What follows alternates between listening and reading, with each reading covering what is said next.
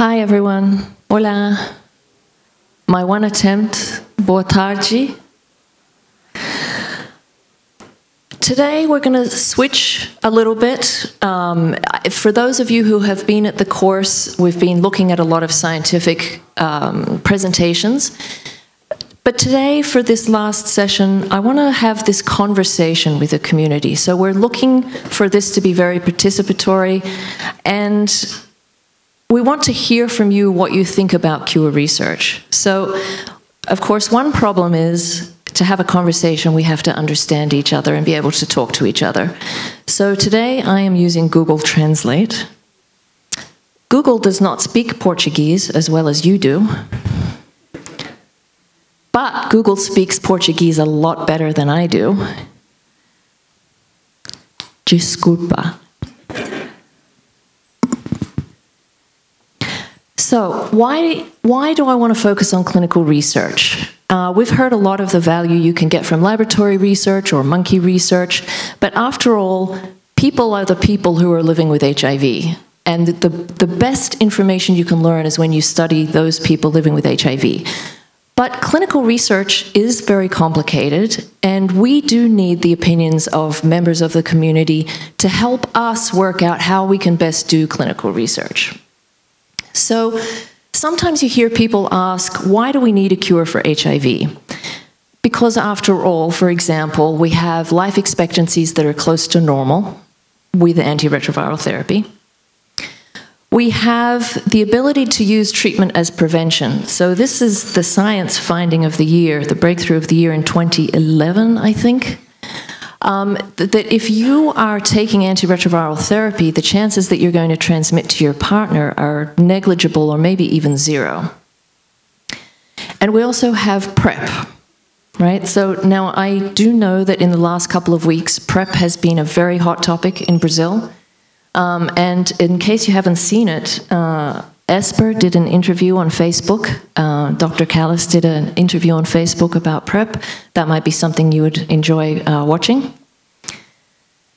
So to get back to this question, why do we need a cure for HIV? If you ask scientists that question, they'll tell you because of cost of antiretroviral therapy and treatment, because of the difficulty in getting access around the world to those things, the difficulty in adhering to those drugs once you've been prescribed, the fact that you might develop drug resistance, and there are toxicities and side effects associated potentially with taking antiretroviral therapy, and all of those problems might be larger the longer you take. If you're going to take antiretroviral therapy for your whole life, these problems might increase.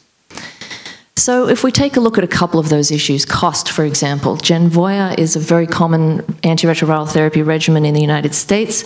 It costs over $31,000. This is a wholesale price. This is not the price that a person pays. But the same you see on the right, some prices, wholesale prices, of two common regimens in Brazil. Over $32,000 and over $40,000. Again, this is not the price that the person pays, but somebody pays it. These are the wholesale prices. And if you add the cost of the medications and the cost of the actual medical care, and you add the cost of all the tests that need to be done because you're living with HIV, you get a cost of over $400,000. And then you multiply that by 30+ million people living around the world with HIV, and you see that it becomes a very expensive proposition. If we take a look at the issue of access, over on the left, the global number, you see more women than men have access to antiretroviral therapy, 60% of women, fewer than 50% of men. If you look in the Americas, both Brazil and the United States, it averages out right around 65% of men and women have access to antiretroviral therapy.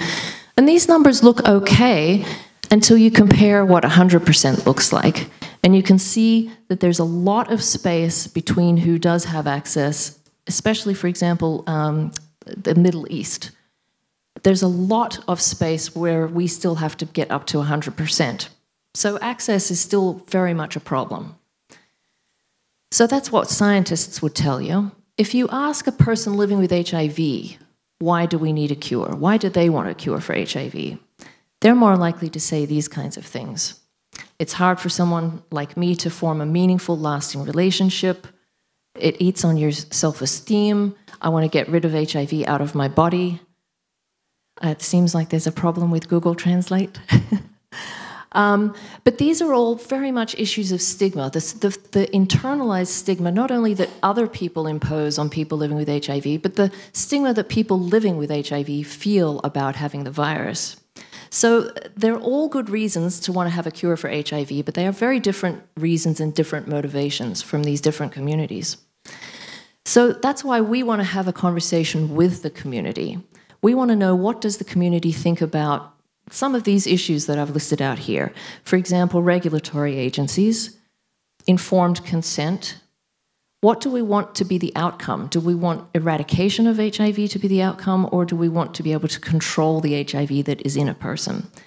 How do we make sure that our clinical research includes diverse populations? So we want to know your opinions on, for example, regulatory agencies. In the US, that's the FDA. In Brazil, it's Anvisa. I don't know if you pronounce that differently. But these are the agencies that decide a lot of the rules about how you can conduct clinical research in humans if you're trying out an intervention. So to give you an example, everybody knows about the Berlin patient, a guy who had both HIV and cancer, had a stem cell transplant. And both regulatory agencies, as well as doctors, to be honest, say that doing a stem cell transplant is just far too dangerous for this to be done more widely. So one question I think that must occur to everybody, is this too paternalistic? Should the regulatory agencies or the doctors be making those kinds of decisions on behalf of patients? Maybe they should, maybe they shouldn't. We'd like to hear from you what you think. Either way, right now, the situation is that regulatory agencies say that you can't do this on a widespread scale. But what you can do is some research to see whether or not the Berlin patient case can be replicated, and what can we learn about how we might put in place a safer cure for HIV.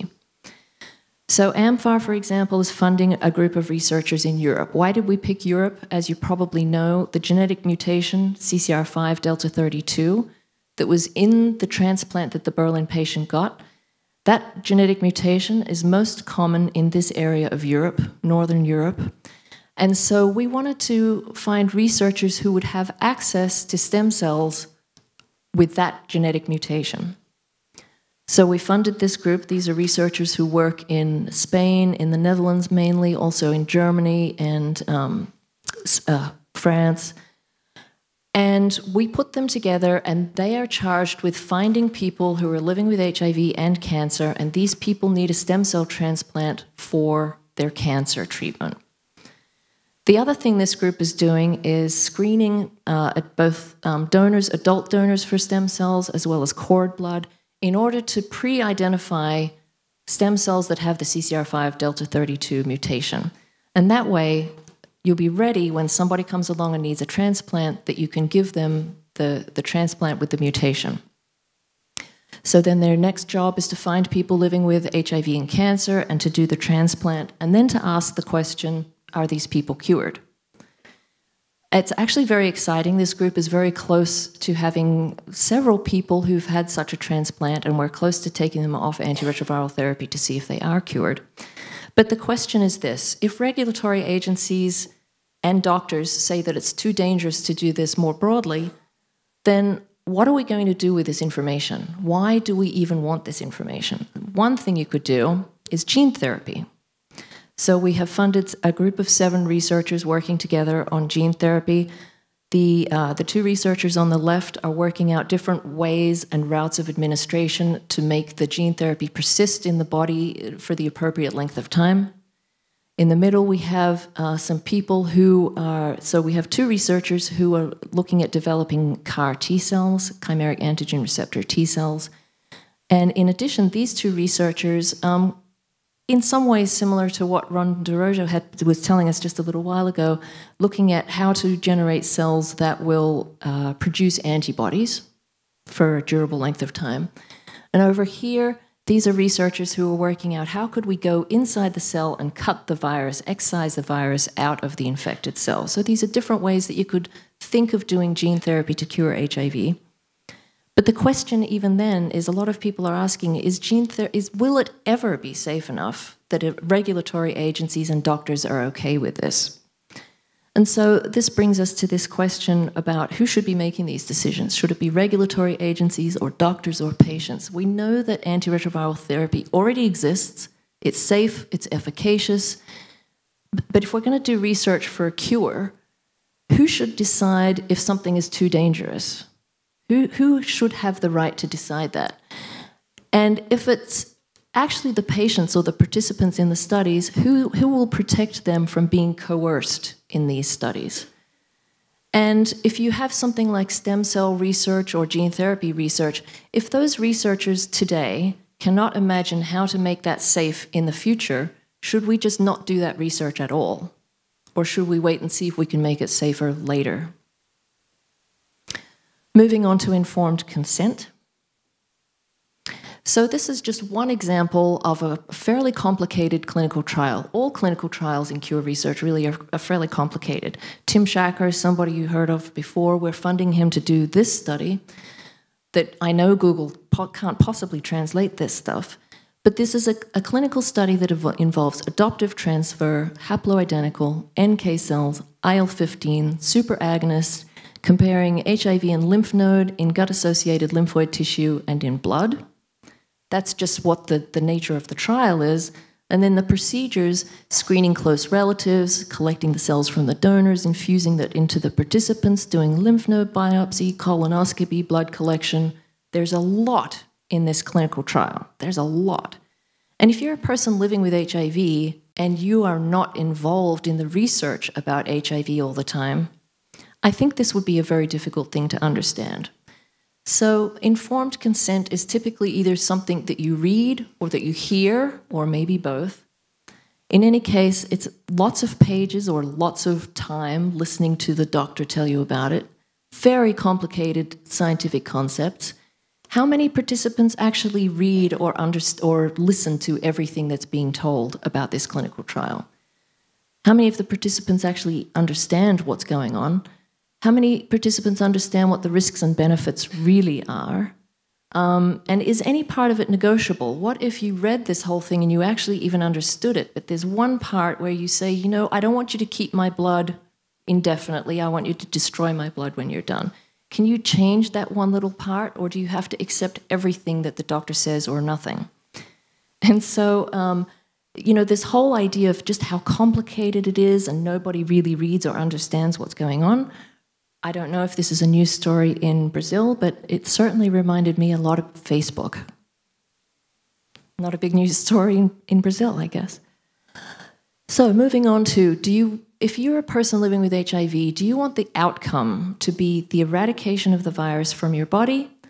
Or do you want it to be that maybe you still have HIV in there, but it's under control and you don't have to take antiretroviral therapy anymore?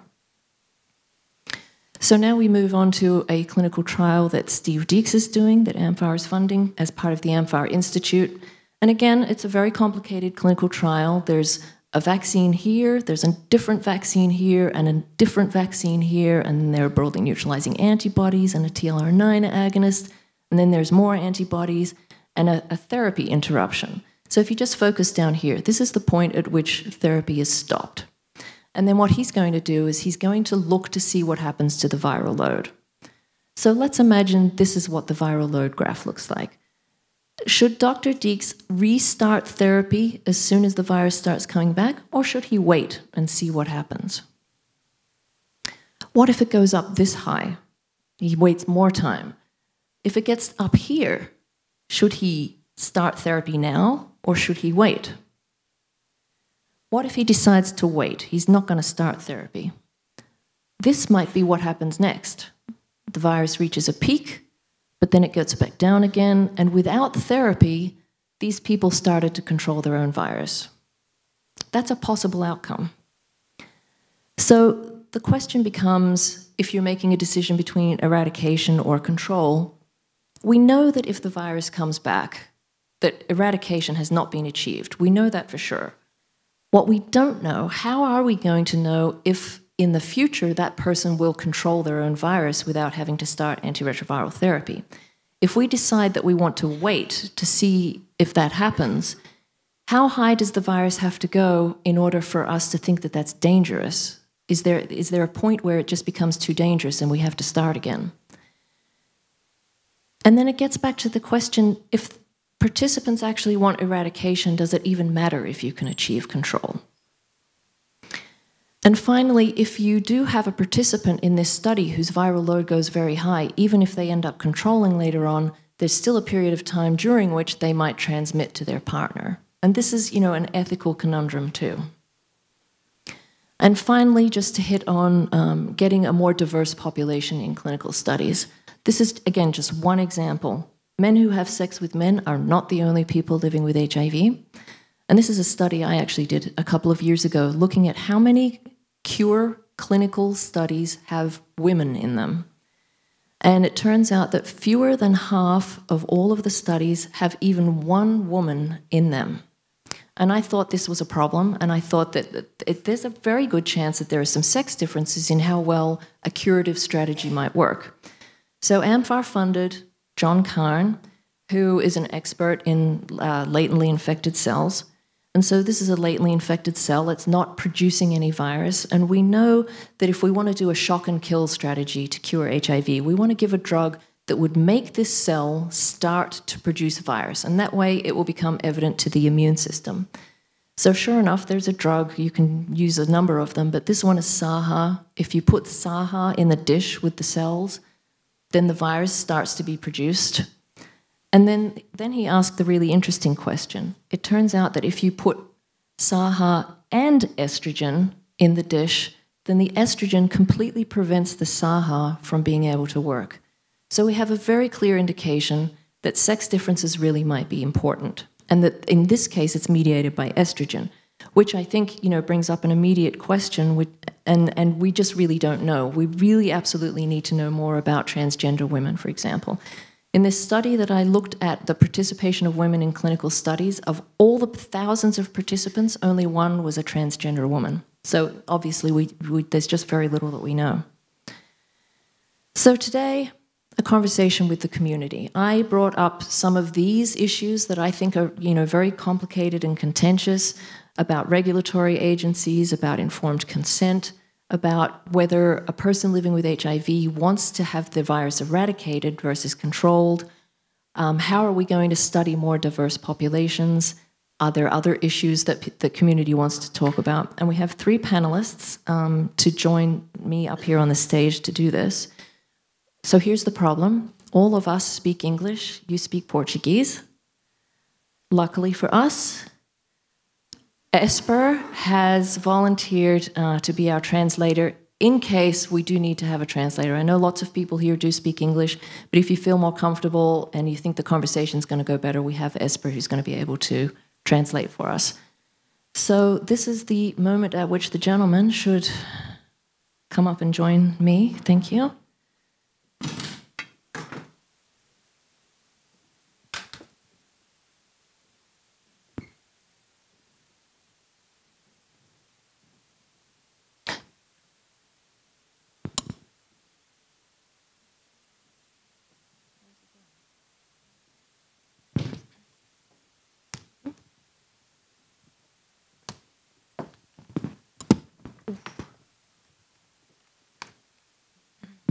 So if we start at the far end, we have Steve Deeks, whom you have met before. I actually had kind of some fun stalking these guys before this thing. I wanted to learn a little bit more about them. Steve has basically spent his entire professional life in San Francisco, so he's not very interesting at all. He has been funded by amfAR many times, though, I will say, and he is a member of amfAR's HIV Cure Research Institute. To the next guy along is Brad Jones, and he at least has moved around. He got his bachelor's degree in Vancouver, and then a PhD in Toronto, and then he did a postdoc in Boston, and he now works in Washington, D.C., so he has moved around. Well,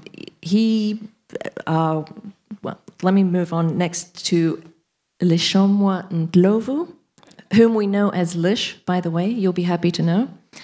Lish has also moved around, did a bachelor's degree and a medical degree in Zambia, did a PhD in Japan, did a postdoc in San Francisco, and now works at University of Hawaii.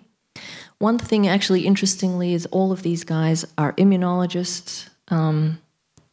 They do somewhat different work in immunology, but I hope that you're sitting here planning some questions and discussion points that you want to bring up, but I'm just going to start. I'll start with Brad and talk about informed consent. I know you, although you don't conduct clinical trials, I'm sure you have opinions on the difficulties of informed consent. What are some of the things that strike you about what might be difficult or what could be improved?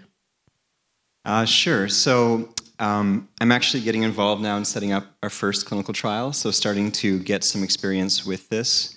And to me, one of the most important aspects of setting up informed consent is really engaging the community through our community advisory board. So we have very engaged community advisory board members who receive drafts of the informed consent documents and have a chance to edit those and supply us with their comments. And of course, the goal of this is to make sure that we are communicating very clearly to the people who might participate both the goals of the study that we want to conduct as well as the risks. It's not good enough for us to explain something in a way that makes sense to us and hope that other people can understand the language that we're using. The onus is really on us to make sure that the people who are thinking about putting their bodies on the line and putting their time on the line for us really understand all aspects of that study design. So that, I think, has been a nice partnership. And again, for someone like me who's fairly new to this, it's been a nice opportunity to work with some engaged community members who actually have a lot of experience from previous trials as well. Lish, I'm going to ask you a question about regulatory agencies. You do clinical research. What have been some real difficulties you have had with, or how complicated it is to work with regulatory agencies? That's a great question. We've been very excited about the cure session, and there are a number of drug targets, and I think we're learning a lot from the oncology. We try to move some of those targets in a setting where most of the targets that we use in oncology are because the patients sort of failed normal therapies and they're sort of last option. In HIV, these patients are relatively healthy, and trying to move a drug target from a scenario where it's a fatal disease and somebody who's healthy brings regulatory issues of why should we be doing that. And we've been working with the FDA on some targets that we think would be beneficial, and learning that process has been really educational, and learning the process of trying to get a drug that's not only approved for HIV into that space is quite challenging. I think the community helps a lot to try to get us to convince regulatory agencies to try to test these therapies, and it sort of brings me to the early days of antiretroviral therapy. I remember, I think the first HIV drugs were incredibly toxic. AZT was almost an anti-cancer drug, but it seemed to have some efficacy, and I think the FDA in the US that decides whether we should move these drugs into different populations really fast-track. I think it's the first time we fast-track drug into the clinic, and I think we're in this sort of similar scenario with cure, where we've got all these potential targets, and working with regulatory agencies is really a new, exciting time. But there's a lot of learning between both the clinical side of the equation, but also the regulatory sides, learning whether we can move these therapies into HIV cure. And Steve, I'm going to ask you about eradication versus control. He and I spend a lot of time talking about this. What are your thoughts on what the goals of a clinical trial at this point in time should be? Well, if you ask people what they want from a cure, they want their biggest concern right now, I think, with being infected and on therapy is all about stigma. So what I think people really want out of this is a true cure. They want all the virus gone. They want to be antibody negative. They want to feel like they're completely free of the disease. That will have a huge impact on how they perceive themselves, on their day-to-day life, how the world perceives them. So that is the desired goal. But is that the achievable goal? That is the question. I am a big fan of doing first what is achievable, and I do think that the pathway to achieving a remission, which might not be a dramatic a difference from ART, but it would have a huge public health benefit. So I'm full bore. Let's try to do the remission first. Along the way, try to learn if we can cure someone. They're not mutually exclusive, but I do think that the remission strategy should be the focus currently now, with the ultimate goal of getting a cure. And I'm fully aware that you disagree 100%. And that's why you're all the way over there. Did people in the audience have questions or issues they want to bring up?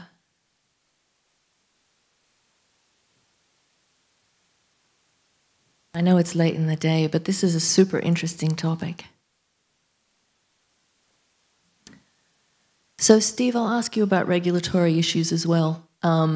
You are at the moment working with regulatory agencies trying to put together a clinical trial. Has there been something that has surprised you about how complicated it is? No, I've been doing this for 20 years, and we're putting together a study that Rowena discussed that involves 4 or 5 different products. And maybe it's just I had such low expectations, but I've been surprised so far by how well it's gone with the current clinical trial that we're doing.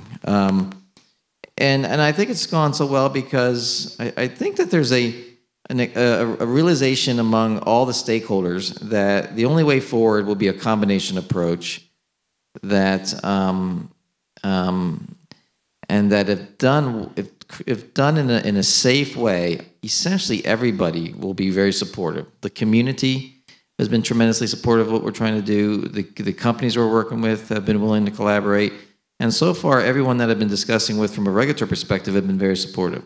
So I'm actually quite happy. But again, I've been doing this for 20, 25 years. I came into this as thinking it was going to be a complete and total disaster and it would never happen.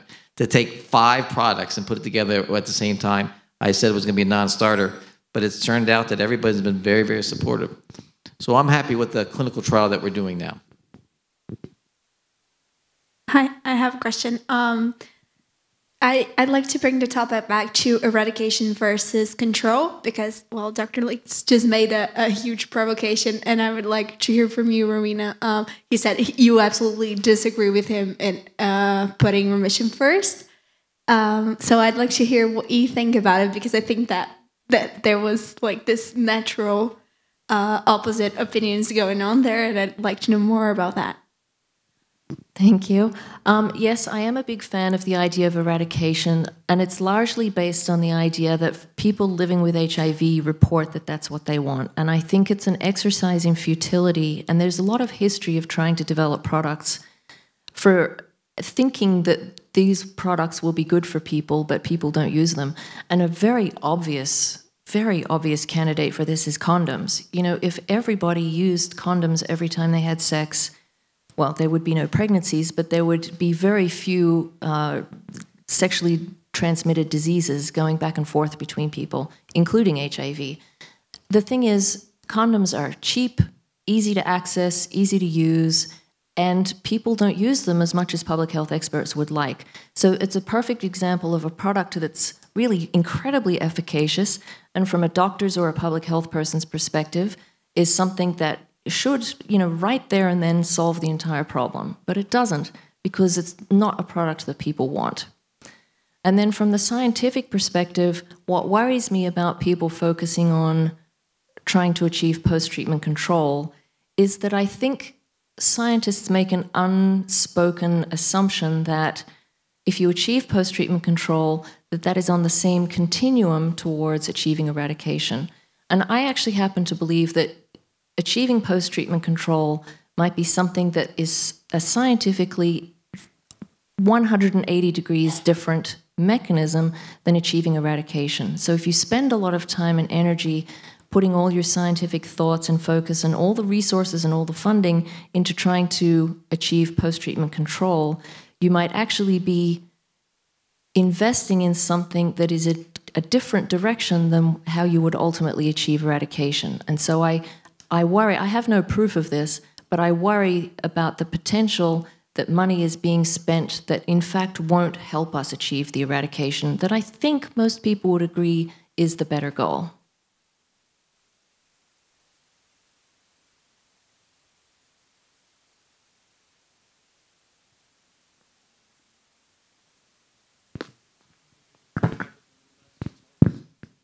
I can hear you.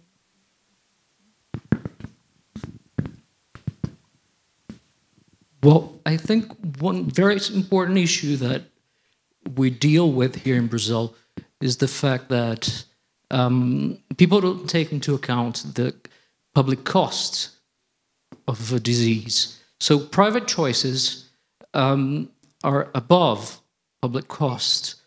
And eradicating such a disease is desirable. I mean, it's a fantastic idea. Though the mere use of a condom is still questionable by so many infected, HIV-infected people, and as well as people who have other diseases. I'll give a very easy example. I am diabetic, insulin dependent, and I can deal with insulin shots and whatever exams I have to do on my day-to-day routine. Obviously, I'd like to get rid of that. But it's not something that is at stake. Rather, it's my life quality that it's at stake. So it should be my posture to see what is the most relevant alternative. If I could have a replacement of my pancreas or whatever, let's say, any chronic disease, maybe I would choose. But in Brazil, there are so many other things that are considered priority that we don't even take this into account. How much would it cost to get rid of HIV or any other disease if there are so basic things that have not been discussed or are never at stake, such as yellow fever, as we dealt with during the past months. I know we are still dealing with this nowadays. So there is a great difference between the developed countries' approach and the ongoing and developing countries that have to deal with several stigmas before we reach a decision like, or an ideal situation like yours. As your wish, I mean, which would be mine too, but far from reality. Yeah, I agree. I think everybody here would agree. I think any person living with HIV is living with HIV in the context of many other things that are important in their lives. And I don't think anybody would advocate that HIV should take money away from something else that needs to be solved. We have to solve malaria and tuberculosis and a lot of infectious diseases, mental health, heart disease, cancer, lots of things need to be solved. And any of those things can affect a person living with HIV too. I'm going to tell you just a very simple answer, and that is amfAR's mission is to bring an end to HIV and AIDS, which is not to say we don't appreciate that other problems are out there. But in terms of asking ourselves what role can we play in bringing an end to HIV and AIDS, we are putting our attention on finding a cure for HIV, and we hope that other people, governments around the world can address those other issues. Do you guys want to say anything? I mean, I just think this issue of the impact that HIV has had on economies and healthcare systems in resource-limited areas is for me, the major reason to be doing this kind of work. Because again, that's not my area of expertise, but I got to think that the global investment in providing treatment everywhere around the world is not going to continue to increase. It's stable now, and there's a lot of reasons to think it's going to start to decline. in which case we may never achieve 90-90-90. In which case, we need a backup plan in 10 to 20 years or so. And again, I mean, I would argue that from a public health perspective, having a short-term intervention that can achieve a remission and control a virus below a level that you don't infect others would have a massive, huge effect on a global level and would contribute to the end of HIV and AIDS. And that's why I'm in this business. And that's why we're pursuing a remission, because we think that's the easiest way to achieve that. Brad or Lish? I think just building on what both of you have said, and you know, speaking of your comments, I think you know, you highlight sort of the problems in terms of the you know, each individual's current status. But I think, you know, if you were to ask your colleagues about HIV cure, you may get a lot of people who just don't have a lot of knowledge. So I think, you know, our role is to try to get the word out about what we're doing. You know, as you mentioned, just getting condom use, which is a major challenge. If that can be, you know, transverse to the community, and then, you know, getting people who are infected to get tested, and then, you know, so the 90-90 goal, I think, is still a critical factor that we sometimes get lost in all our cure work. So I think just having this forum, I think, is a fantastic idea for amfAR. I've been coming to the course for several years, and I think this is an opportunity for us to sort of begin to go through the motions of prevention, you know, 90-90-90, and then eventually that status will help lower the viral burden, which reduces infection, but also allows us to have a population that is, you know, available for cure-related, remission-related work.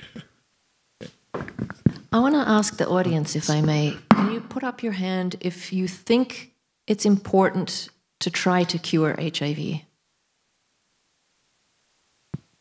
That's good. Thank you. I'm glad to see that.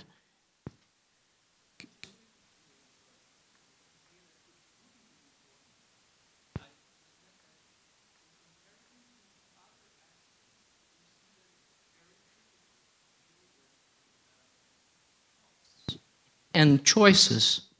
I'll give a very, following both arguments, I'll give you a very easy example. I was expelled from a Facebook group discussing PrEP because I insisted that PrEP was not 100% effective. Obviously, nobody will say it's 100% effective if, well, it's very risky to say anything like this. And the other gentleman who put me out of the group said that I was destroying a hope of the other persons participating because they had given up condom. So it was basically a bareback group, not a pre-PrEP discussion group. And I would tend to follow your line of thought by saying you try to reach remission, and by doing this, in any circumstance, or depending on the circumstances, you can find a viable alternative that will lead to your desire. I mean, to get rid of this disease completely. But in any event, I'm not against any type of treatment. I think he's trying to get us to make up. I want to hear, do you ever have the opportunity to have discussions with your colleagues about a cure for HIV? Are people, whoever your colleagues are, maybe you're a student or maybe you're a person living with HIV or whoever you are, do you often have the opportunity to talk about the possibility of curing HIV? I just wonder how common the conversation is in Brazil. Does anybody want to tell us about that?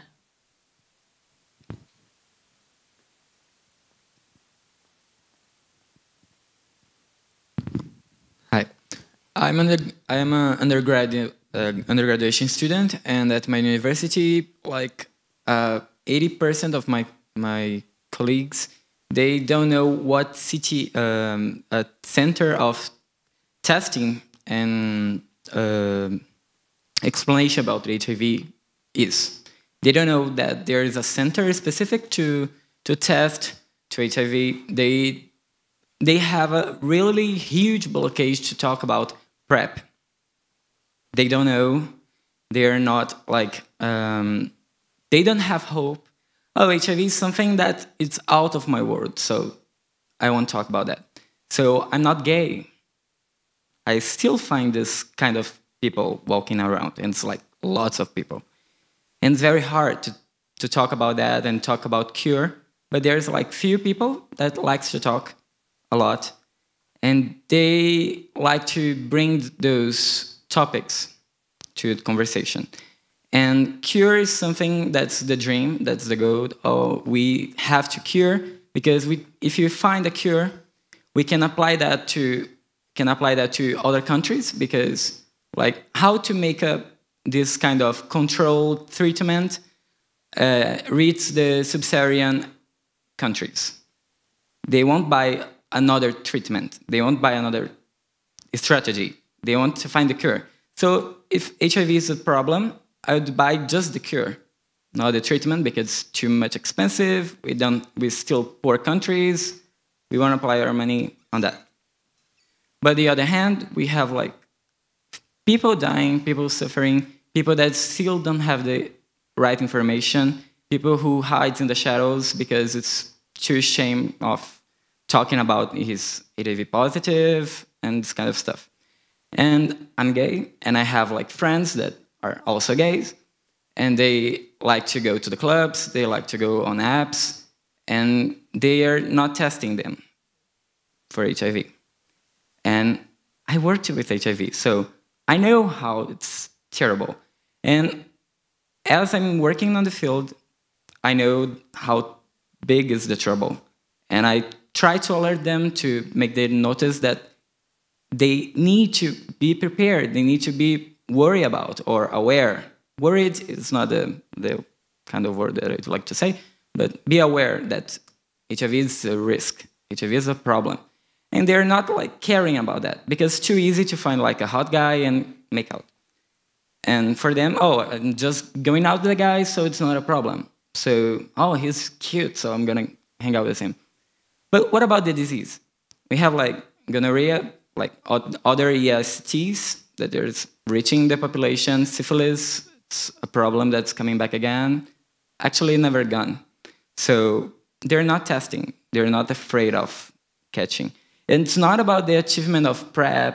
It's not about the possibility that's not 100%. The efficiency is not 100%, but they're like not caring. Because they're young as me, they didn't like, I wasn't born in the first epidemic, so I haven't seen my friends dying. But that's like what I live. It's my. You bring up an interesting point, because listening to you, I want to know, in Brazil, are there generational changes? Do you think, does somebody else come from a different generation and want to talk about, you know, people, you are very young. 20s. Is there somebody, you know, do older people have a different sense? Are older people talking about HIV more? Nobody wants to admit to being an older person.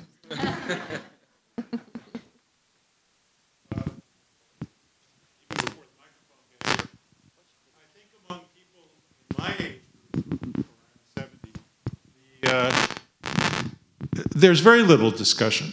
I work with AIDS in a laboratory here and studying for a doctorate to be more skilled at it. But I find that among my social groups, the social groups that I hang out with, if that's an appropriate word for my age group, there's very little discussion, and there's even less recognition of not only HIV, AIDS, but all sexually transmitted diseases. And it is something that still affects, we know statistically, it still affects people in my age group who are in committed relationships, not in committed relationships, who are widows, widowers.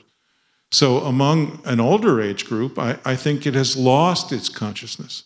I don't know, Steve, if that's the case in San Francisco. I doubt that. But here in Brazil, it's certainly my impression.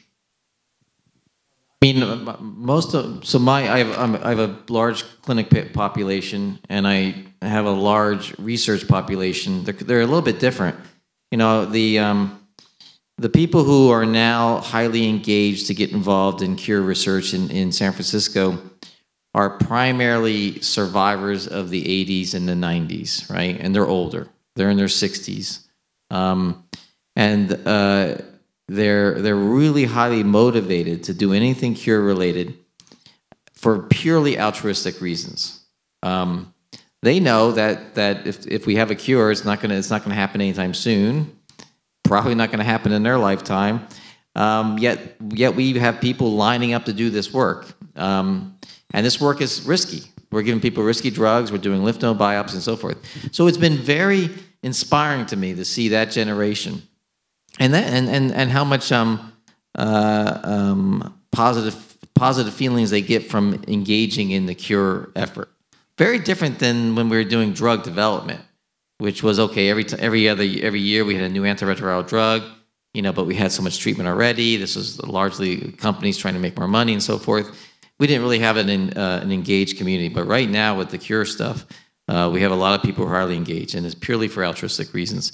The younger kids are not engaging as much because kids who are 20-year-olds have a different agenda and are still figuring things out. So, and I find that a little ironic because I think it's the older generation from whom the cure will come that will ultimately benefit from that younger generation. Maybe I'll just add on. So we have a very interesting, I think something similar in Thailand. So we have a acute clinic where every 2 weeks, and most of the population is young. So we're talking about the 20 to 29-year-olds who have access to regular testing. So I think what you brought up was, I don't know how many, maybe Esper might comment about the accessibility of easy access to testing centers. And we started this about 8 years ago, opening up a clinic with the Thai Red Cross where young people, most were MSMs and very high-risk population, would have easy access to come in and get tested every 2 weeks. And we started off thinking that we may capture about 30 acute infection cases, and it's unique because it's an opportunity where we can provide behavioral and advice about prevention. And we thought with that we may not be able to capture a lot of new infections, but it turned out we can get up to 10 new acute infections every month. And but the opportunity is you can get early treatment, and we're hoping that we can eventually start to see a reduction in new cases, because again, it's all a very young population, and we're learning how, as you've both brought up, I mean, the biggest issue when it comes to accessing acute infection cases is, how can we involve them in cure or remission studies, and asking questions about what we're doing here is, what would they like to see and whether cure is a topic that they want to talk about. And I think we're opening up that conversation, and that could be something, I think that would be greatly beneficial here, hearing about the lack of discussion and communication about this issue.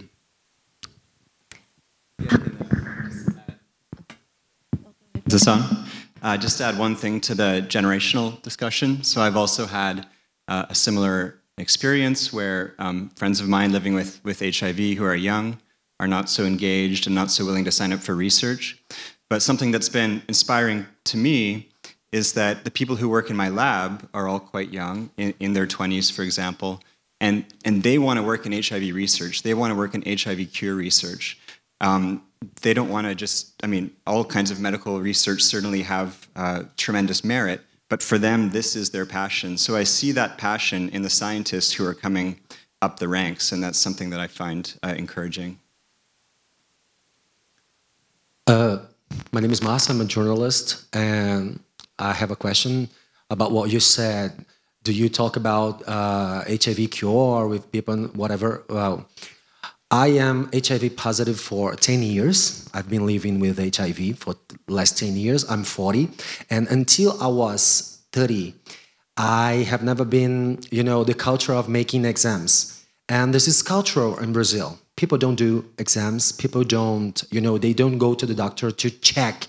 They go to the doctor when they are, total a mess. So do you think, is it safe for a population that they don't know what PrEP is, they don't know about therapies, they don't know about, quality of living with HIV or whatever. Do you think, is it safe talking to the community about cure? Do you think, is it safe making people believe that there will be a cure and a lot of money in researching it in the population that people, they don't know how to prevent syphilis or, something like so simple like, gonorrhea, syphilis, and whatever. Do you think, is it safe to create a perspective of a cure among people that they just don't use condom because they believe that, oh, I'm straight, I don't get HIV, So do you think, is it the time to talk about cure with Brazilian people? Just so you know, last year I wrote about 17 pieces about PrEP, and I was involved in a big campaign about it, and people, they just didn't know what HIV was, something like that. Imagine it, PrEP. Imagine, a pill that you can prevent 99% of the disease or whatever. Do you think this is the time to have this conversation,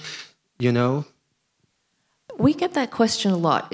We get the question, in English, there's the expression false hope. And behind that expression is the assumption that there is such a thing as false hope. What we see is simply hope. And if we're going to find a cure for HIV, then there will never be a sooner time to start looking for it than now. Now, of course, we support the idea that people should know their own HIV status. They should know how to look after themselves. If you're positive, there are things you should do. If you're negative, there are things you should do. No part of our conversation about a cure says that you can't talk about these other things. But what we very firmly believe is that there can be a cure. There's nothing impossible about curing HIV. That we have to put resources and investments into the research so that we can find a cure.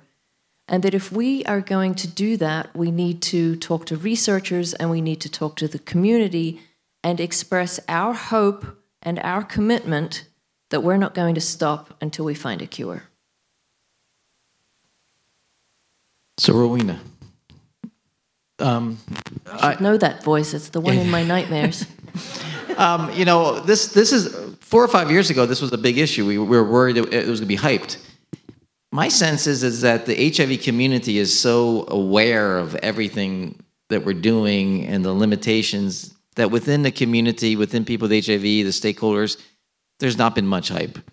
The media, on the other hand, has been... Journalists have been a bit of a problem, so we have to keep an eye on that. And I have to keep an eye on the clock because I have to get to the airport. Apparently I looked at the Google map, I said it'll be a 30-minute ride. Apparently it's not. So I'm gonna race out of here to the airport and run off right now. But I do very much thank Esper and everyone else for inviting me, and I hope to be back. Thanks. Thanks, Steve.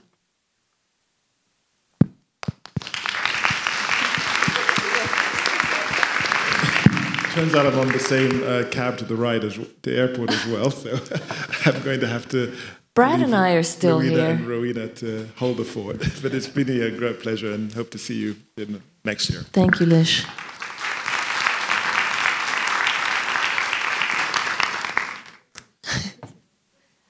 So do people, we have options here. We want to talk to you guys and we want to make sure everybody has an opportunity to voice concerns or questions. And I think I see one back there.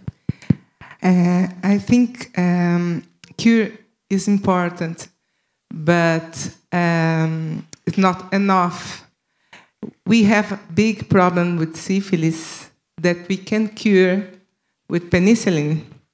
And I think we have to work with cure, but to work with lifestyle, to sexual behavior, because without changes in the sex behavior, we will not enough to have a cure. I ask myself the same question sometimes. I don't think this is the right answer. I'm doing this just to be devil's advocate. If we had a cure, if it were cheap enough, would it be so bad if a person during their lifetime gets HIV 10 times and then they get cured 10 times? I don't have a good answer for that. I think this is just something to think about. And it's only if it's cheap enough that the cure, right, that you could do this. But it's kind of the same situation maybe with syphilis, something that is curable, or gonorrhea, or whatever, go get some antibiotics and you're done. Because otherwise we're making a value judgment about, is this a bad person if they keep getting a sexually transmitted disease, versus this is a person who has sex, and as doctors or people who take care of people, we have to meet them where they are and what their needs are. People who are overweight, who might have heart attacks, it probably could be treated easily. You should exercise, you should eat better. But we don't say, you're such a bad person that I'm going to just stop caring about you because you won't do that.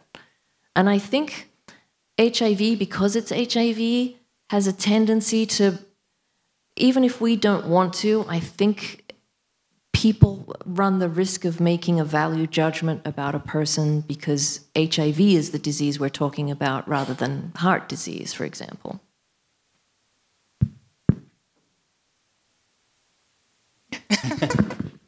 No, I mean, I would just add, the more biomedical tools we have in our toolkit, in our arsenal, obviously the better position we'll be in to tackle these difficult issues, but these biomedical tools on their own are not sufficient. They need to be implemented in the context of comprehensive strategies. But apart from that, I would also just echo Rowena's comments as well. Hi, I'm here. My name is Vera, and I'm a pediatrician. So maybe I'll bring a different point of view. I deal with kids that most of them were born with HIV, and so they have to live with the disease for their whole life since the beginning. So they don't remember a point when they were negative. And I'm not proud to say, but it's very difficult to treat these kids because they're in Brazil. We don't have a very friendly environment for these kids because most of the time they are from families with mothers that didn't have access to medication and to all of the care, because if they were, maybe they won't be positive. They would be exposed but negative. So sometimes we are able to get them to come to the hospital and to the visit, and we are able to do exams, but they won't take their medicines. Their families are a mess. So if we could achieve control, they would benefit from it, I think. So cure would be wonderful, but control would be better for them than coming to the hospital and not taking any medicine or making a mess with everything, all the medicine. And on the other hand, if we could achieve control and remission with the mothers that are pregnant with HIV, maybe they wouldn't have to have their antiretroviral therapy during pregnancy. And we know nowadays that even if children are not infected but they are exposed, they will have in their future problems with school and concentrating and all these neuropsychological tests. So maybe control would be good enough for these people. So I'm not sure, but better than they're doing today. For sure, control is better than nothing.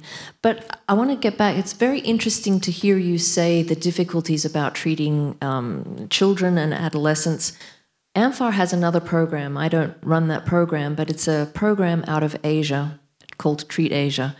And the lady who runs that program reports to us that in Asia and in all the regions in the world, you see the same phenomenon that, you know, kids are awful, right? I mean, they get to a certain age and they don't want to do what you told them to do, and kids have rebellions and all of these kinds of things. And I think it's a very common experience of pediatricians everywhere that kids reach a certain age, either that they've been taking pills for long enough and they just don't want to anymore, or they're a teenager and they're just not ever going to do anything that you tell them to anyway. And I think that gets back to that really important issue of diversifying the population that we have in cure studies. So for sure, I think pediatric population, you know, that's difficult because doing informed consent is, you know, an extra layer of complication. But amfAR, for example, at the moment has an open call for grants to study reservoirs in countries that are low and middle income, because I think, you know, these other issues we were talking about, malaria, yellow fever, any of these other infections that might be in your environment probably will affect the reservoir. But while you were talking, I was thinking to myself, if we think a pediatric population is difficult, imagine how difficult it would be to enroll a pregnant woman into a cure trial. I think people would probably just lose their minds, the regulatory agencies. Of course, because if they're taking their medicine, they most probably won't have an infected son or daughter. And if you engage them into trials, you don't know what will happen. Right. Which populations do you think we need to think about putting into clinical trials? We know that gay white men living in the United States and Europe, those are the ones almost entirely in clinical trials. Who else do you think we should be putting into clinical trials?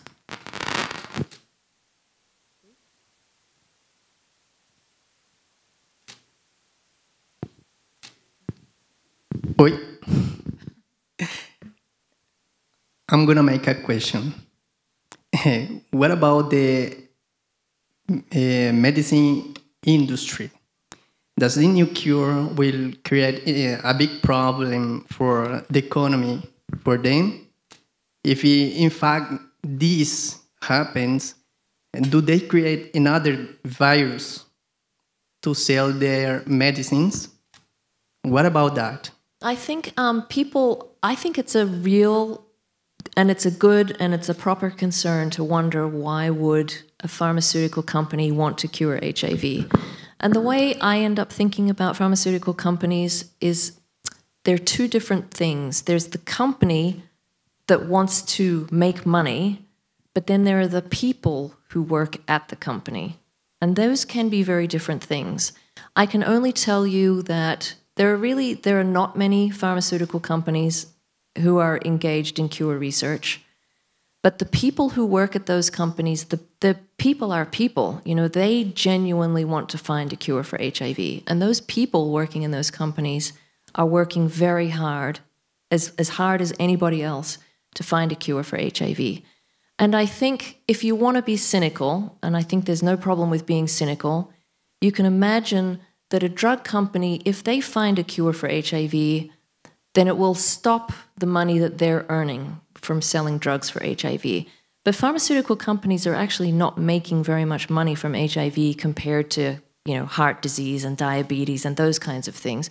It probably doesn't much matter to a drug company if they lose the HIV part of their portfolio. But then they gain so much advantage from public relations, from everybody saying, oh, you're such a good company, this is worth some money to them too. That's a very cynical view. I know that is. But I think you have to be realistic. And Brad, you work with people in drug companies. Do you think that they're trying to find a cure? Absolutely. I've also just had nothing but good experiences in my interaction. Again, as you say, it's not all of the companies that are engaged in cure research, but those individuals that I have worked with at those companies clearly have a genuine desire to help advance this for everyone as well. Of course, there's complexities, as Rowena raised, but I've had very, very positive, encouraging experiences.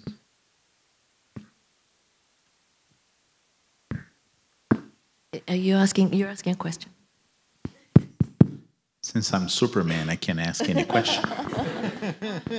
I'll take advantage of two comments. The first is the question you made, who should be in clinical trials, but also our friend reporter here who said, why should we talk about cure in Brazil since we have so many other problems? Well, I think to me, there's no better way to fight any problem than information. So we need to get deep into the discussions, information, debate, and even though there is controversy, we need to bring that up to the debate. I think one good example was the recent controversy about PrEP that came in one weekly magazine. It was horrible what they did. It was despicable, the way they portrayed the use of PrEP and how they portrayed being a gay man in Brazil. So I think that was appalling. But on the other hand, that brought us the opportunity to broaden the discussion, and the highlights that we had in social media and other media to discuss PrEP was beneficial in the end. So I think this will happen. These confrontations will happen. We need to get prepared for those, prepare our discourse, prepare our ideas. And that's why I think discussing cure is important. First, I don't like the word cure. And I'll tell you why. One day I was giving a cure talk. And then this gentleman raised his hand and said, well, I'm very happy you're talking about cure, but I have HIV for 25 years. I have diabetes, I have lipodystrophy, I have mineral bone loss.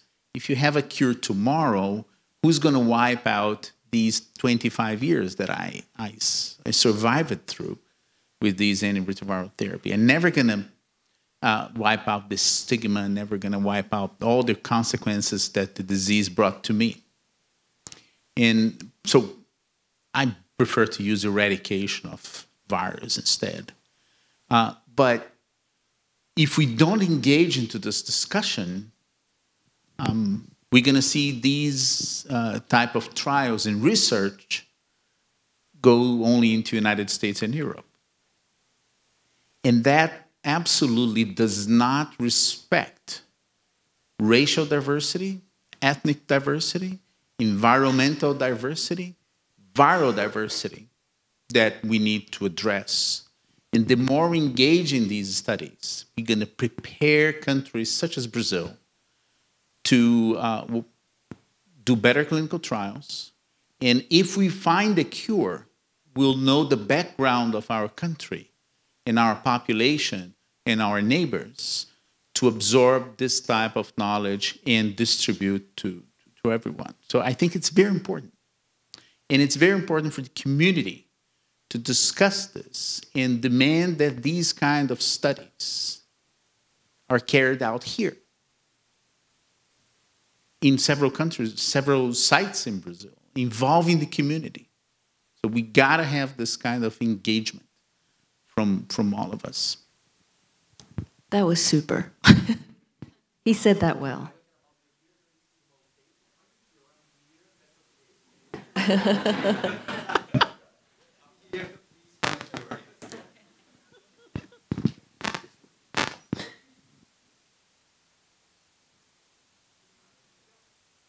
Okay, no, let me. Oh, hello. I'm not from Brazil. I'm from France. I'm trying to live here anyway. But I'm HIV positive gay man for now, I don't know, nearly 2 years now. Anyway, I've been the president of an association in France who we try to make how living better, like getting on socializing better with other people with HIV. And I realized actually when I moved here, a lot of people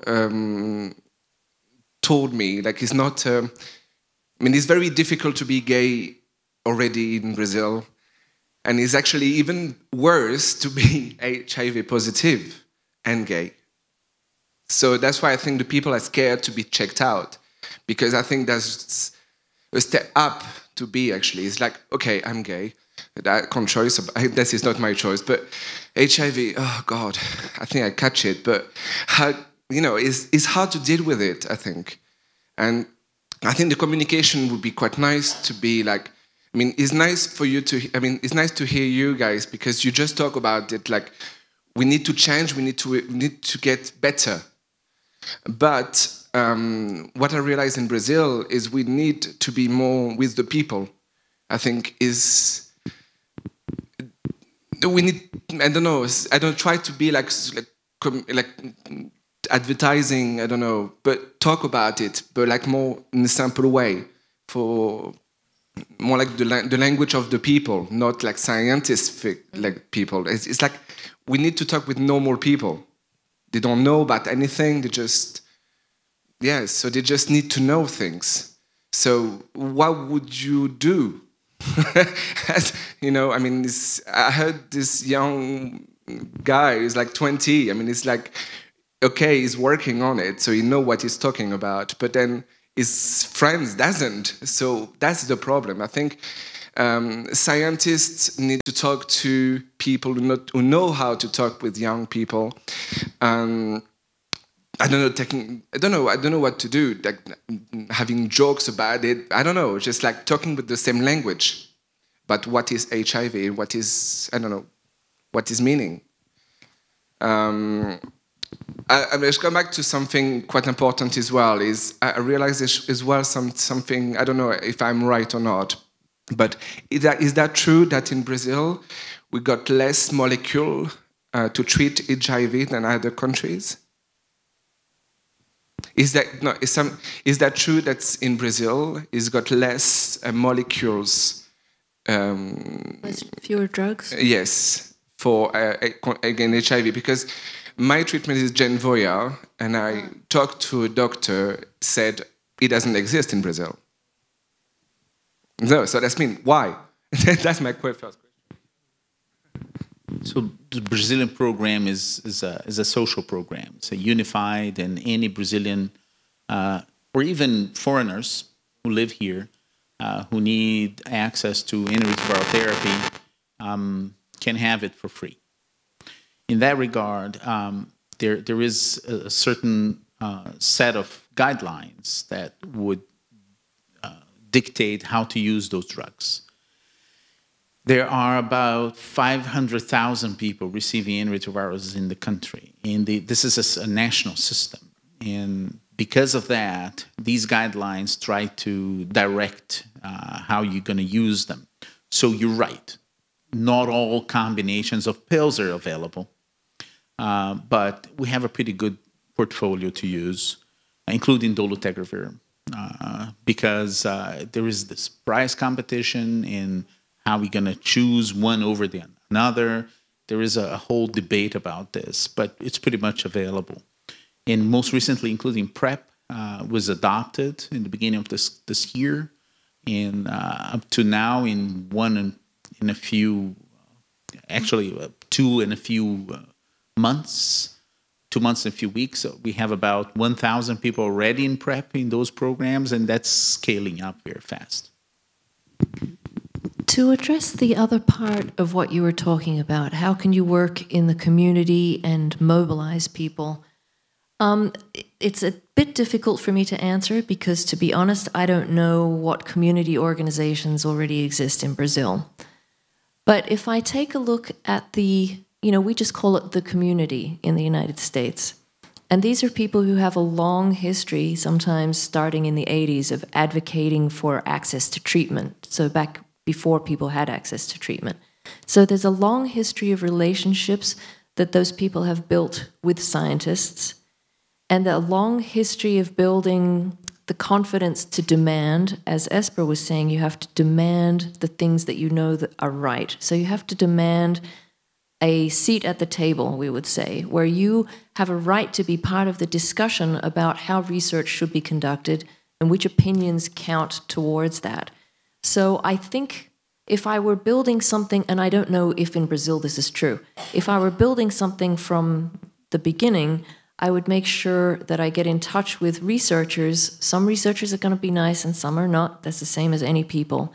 But some researchers will surely welcome the opportunity to talk to people living with HIV or people who are interested in advocating for people living with HIV, and you build those relationships and you try to educate them why it's so important to their work and to your lives, why it is that this dialogue should happen.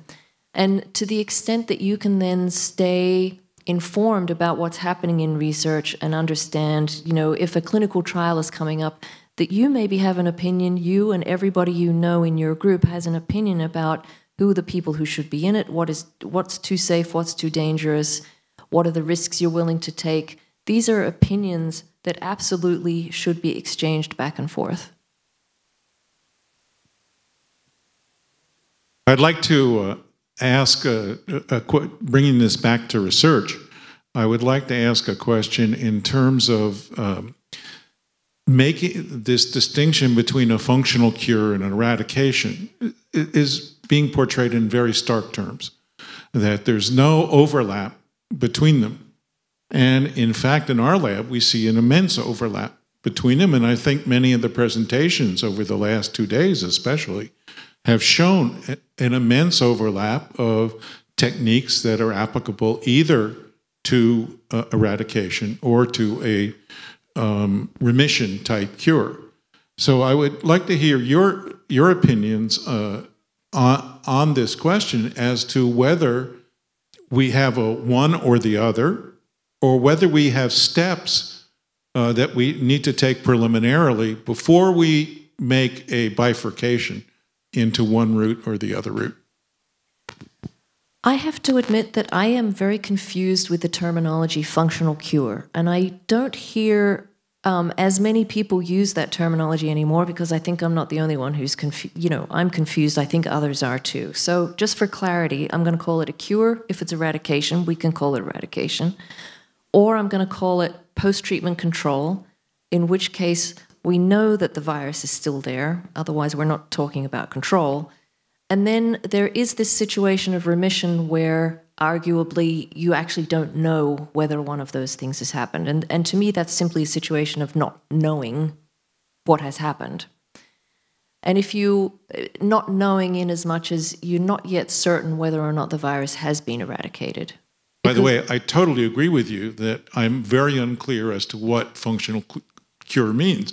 And in our laboratory, we're working on eradication because we understand what the end goal is there.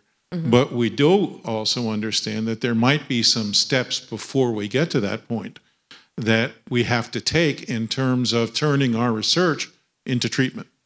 Nobody's going to wake up tomorrow and say, Eureka, we have the cure, for sure. It's going to be stepwise, it's going to take some time, and it's going to take longer than any of us want it to.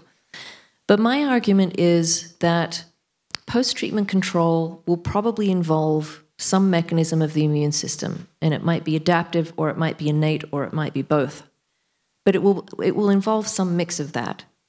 And I can easily imagine a situation that curing HIV might have nothing to do with the immune system. And that's the perspective from which I mean you might invest a lot of time. Brad's got to be hating me right now. He's an immunologist. But you might invest a lot of time trying to understand the underpinnings, the immune-based underpinnings of post-treatment control. And those are, you know, they might have something to do and probably do with CTL and or antibodies, NK cells. Who knows what mixture that might be, HLA types, all of that stuff. But we're going to be spending a lot of time and money understanding those things that might not contribute at all to eradicating the virus or understanding how to eradicate the virus. And this is just my perspective / injecting some of our recent results from the lab, but I think there might be something really special about these long-lived, latently infected cells that have survived for years or decades in people. And as we see more and more evidence that this reservoir is comprised of clonally expanded cells, so cells that for some reason have really an advantage in that setting, I I think the evidence points more and more to there being something unique about that reservoir. So that's one potential point of bifurcation, even though it's a bit speculative at the moment. If we think that what it takes to kill those cells is going to be different from what it takes to kill just any old cell that's been newly infected with HIV, then we might have very different requirements for the therapies that we're targeting. So I think it's absolutely true that many of the talks that we heard today, many of the approaches that we're taking aren't completely siloed between the two, and there's a lot of crossovers. There are also decision points that we need to, I think, pay attention to along the way. I'd like to go back to my French friend's topic, and I think the dialogue here in Brazil is still a problem. It happens, but I kind of a little bit hidden from the major public that's still getting infected. So I don't know about how it happens in US or in France, but how the testing centers is being divulgated there? Because here I know where it is, but my friends doesn't. My colleagues at the university doesn't. And I'd like to know how it's being like the dialogue in US, and I'd like to know also in France. Do they know where it is? It's easy to get, because I think the major step to be overcome now is people getting tested. Because if they got tested, they can look for a treatment that's gonna make the viral load goes down, and it's gonna be helpful to their lives. So I'd like to know now. I'm asking you some. From my perspective, I actually think it's not that easy to know, depending on how you want to be tested in the US. For a long time, people didn't want to be tested by their doctor because it was going to be reported, and then, you know, your name is in a file and all of that stuff. So in New York City, which is where I live, there's an organization called GMHC, Gay Men's Health Crisis, and they do HIV testing. And I just, you know, from my own story, I got an HIV test in October, and I wanted it to be a same-day test, because if you've decided you want to know, then you want to know the same day, as far as I'm concerned. If you go to your doctor, it's going to take a week, maybe. So I went to GMHC, and I'm a person who works in HIV, and when I looked online, I found it. I knew that this was a thing that I could look for, and I still found it very difficult to find the information of where it was, how to get there, what the procedure is. So I don't have a good answer. What about Canada? I think in Canada it's fairly similar to the US. I mean, there are community health organizations that do have testing that doesn't go on your public health record and that can be done on the same day. But it's been a few years since I've been in Canada, so I'm not sure exactly what's changed. Yeah, unfortunately, it's not an area that I know too much about, to be honest. And our French friend? Well, I don't know. I think it's the same problem. Many years ago, I remember when I was at school, there was a lot of things going on, like, oh God, HIV, and we need to get tested and everything. And that was over a long time ago. And then now, I think the problem is getting silence. I mean, all the publicity about HIV being like kind of dead for many years, and just like that's why I realized actually when I became president of that association in France, because when I known about my stature, I didn't know nothing about HIV. I realized actually, even if I kind of thought I knew about it, I didn't know nothing. And I was really scared, really, really scared.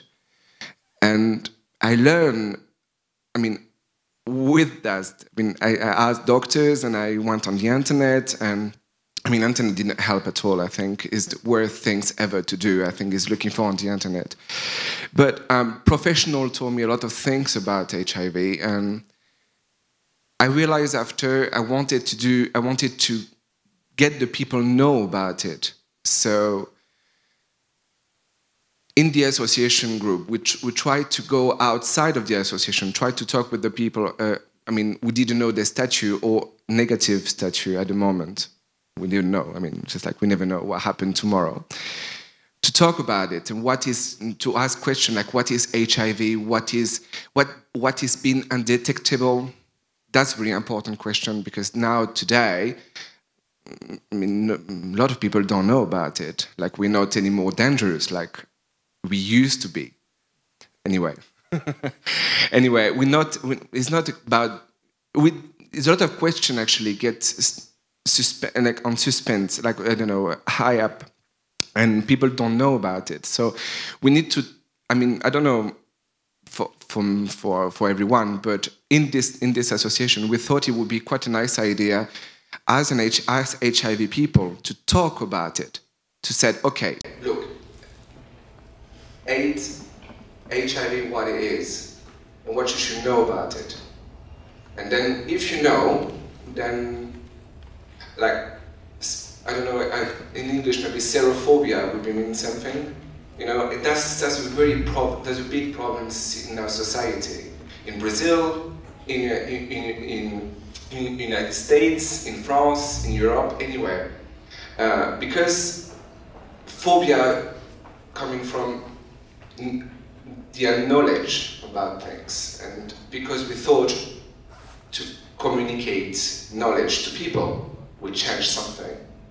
So I think that's the best thing to do. I think is people who know about it talk around, talk to one friend, we talk another friend, we talk another friend. I think it's like that. But something had to start somewhere. So I don't know. While you were talking, I was remembering that a few years ago in the United States, there was a change in a law about how you can be HIV tested. So now the CDC put a new recommendation that most states do, and that is if you go to the doctor, you will be tested for HIV unless you explicitly say, do not test me for HIV, because they recognized that most people just don't even think about getting tested for HIV. So that has actually increased testing in the United States. If you go to the doctor, you're going to get tested for HIV.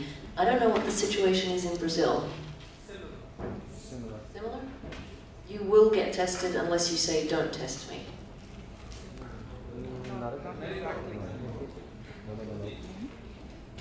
The medical associations released a note asking the doctors to, ask for the exams, but it's just, test people, not, you can do otherwise, but please test everywhere, every time someone goes to the clinic. Also, I would like to say is that I think our big concern here in Brazil is to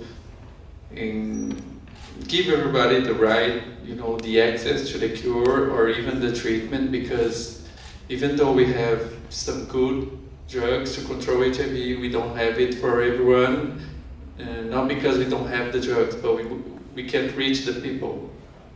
So how can we increase this number of people treating themselves? How we can increase the number of people getting health system, although it's free, it's not for everybody because they're not treating it. So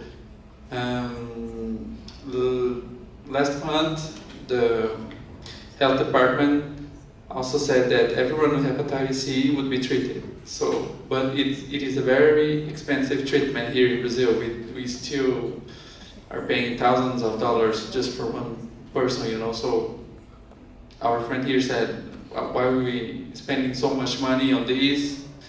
And most important, why are we spending so much money when we could spend a lot less? I just had a little thought that it's not appropriate for me to say out loud about politics and a particular politician in the United States. How one should spend money and how one should not spend money. Were there other questions? Because here I was thinking about this, and I was thinking about this issue that I think people are agreeing that there should be more dialogue between members of the community and members of, scientists and research community. So we're pretty close to the end of our time. I want to see if you have some ideas. If you had the opportunity to say one or two or three things to researchers, how you're feeling about HIV research and or HIV cure research, what would be the messages that you want to convey?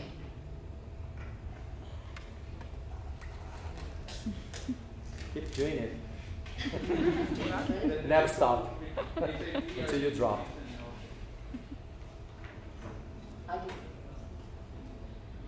That researchers are also listening to the people living with HIV/AIDS, so they're also included in all this process.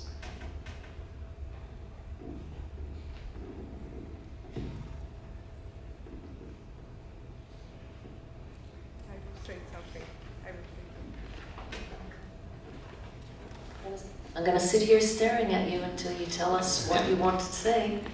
We know, but they don't know about the toxicity of the drugs, of the expectation, the life expectation, the quality of life, because nowadays an HIV positive person can take less medicine than less drugs than other disease, and how great is PrEP, as long as not Epoca magazine to publish this news, and how it's reaching so many young people, because as the stigma AIDS gets older, the younger people, the straight people as well, are getting more infected, and they still think that it's the old people, like after the 20s, like the half-age, like 30s and come younger or older, are being infected, but young people are suffering so much, and they are like so naive about this information, because here we face a problem, a trouble, that it's talk about sex in schools, in public schools mainly, and I'd like to see more this going on, but we find this trouble, and I think it's like the goal to talk about sex and ISTs and AIDS and HIV to young people, because they don't know, they are like too afraid to talk about that with their parents, their relatives, even their friends, because news is happening in sex, oh my god, and we're like talking about sex, we're talking about desire, pleasure, not about disease. So they're going just for the good things, and they're like forgetting about the bad guys that is happening, like hepatitis, syphilis mainly, and HIV. I would say to focus on young people, because we have a high rate of seroconversion in young people. By young, do you mean pediatric or 20s? No, in university campi, where I lived, we have 0.9% of HIV in the same population. We have 0.4, and then we need to have contact with this population, more close contact. And not only proposing cure, but proposing education, they use less than 10% of people in universities use condoms in all sexual relations. It's less than 10%. Because oral sex is not sex.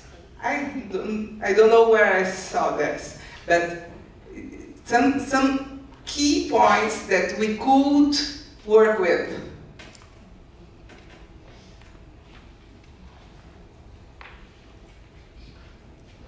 Got somebody here.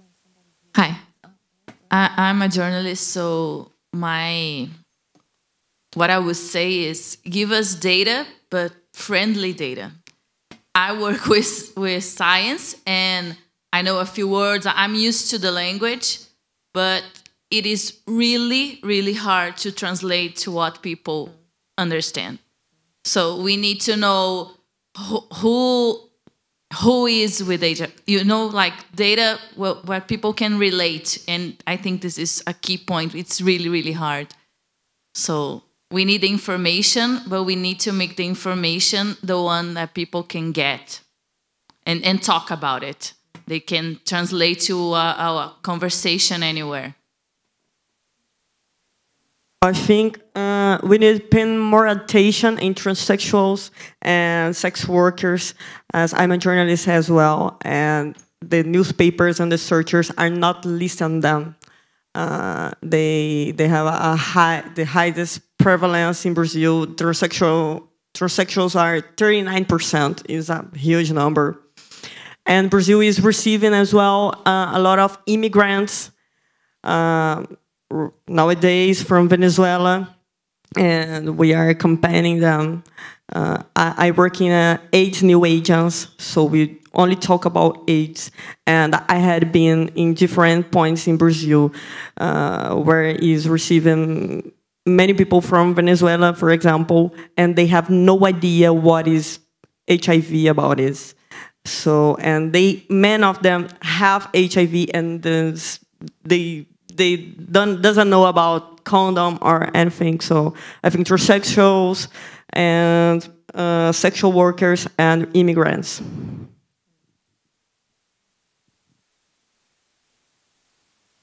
Somebody at the back.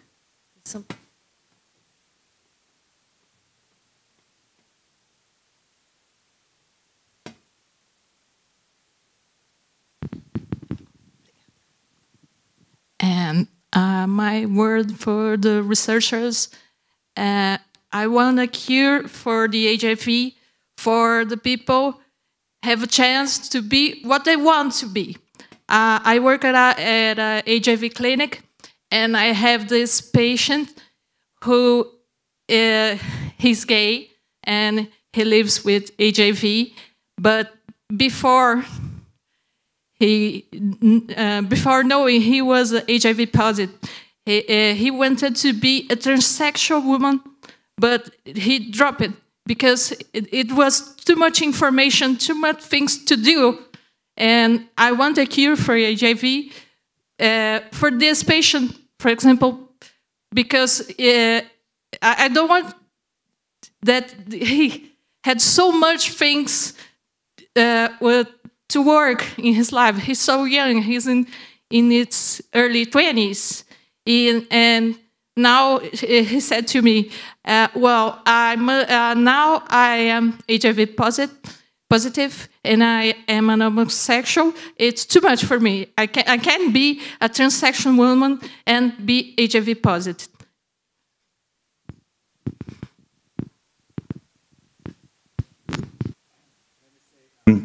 Thank you for sharing your stories. This engagement with the community is often talked of in the context of the scientists communicating to the community.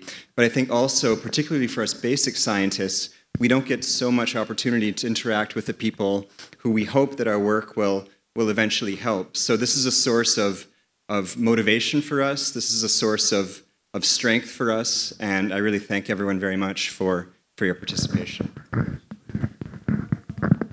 Esper? Well, I have, since the question was what do you want from us, let me tell you what I want from you. All right. I think besides working with HIV, eradication or cure is so hard, it's important to stress that we do this for you. The ultimate goal, obviously, industry would like to have their money, researchers would like to have their recognition by their peers, donors would like to be recognized as a contributor to this new discovery. But the ultimate goal is that we have something to offer to public health, the patients, the people living with HIV. So it's very important that all of you push the envelope and put pressure in this agenda, put pressure in this discussion, put pressure in the donors and the fundraisers to help finance this kind of research. The politicians, that this is a priority. And the only way to do this is to engage, and that's very important. Sometimes I felt during the HIV history in Brazil, sort of that the community sort of accommodated after these new drugs came on board and things got better. And as you said, we don't hear this as much as we heard in the 80s and the 90s, where people were dying. Obviously, we're very happy with this advancement, but the major driving force that we got this advancement for treatment and the improvements in the 90s especially was because the community was engaged and they fought for it. They came to participate in these discussions. They participated in the community advisory boards for research. We have a community advisory board in our institution, for example, and getting this agenda forward, discussing with us, you would improve to understand a little bit more the language and understand how we bring the issues, and you would find other issues that we don't understand. So it's very important to work together, but put pressure on us, put pressure on the funders, put pressure on everybody, on the politicians, because otherwise this sort of gets stagnated.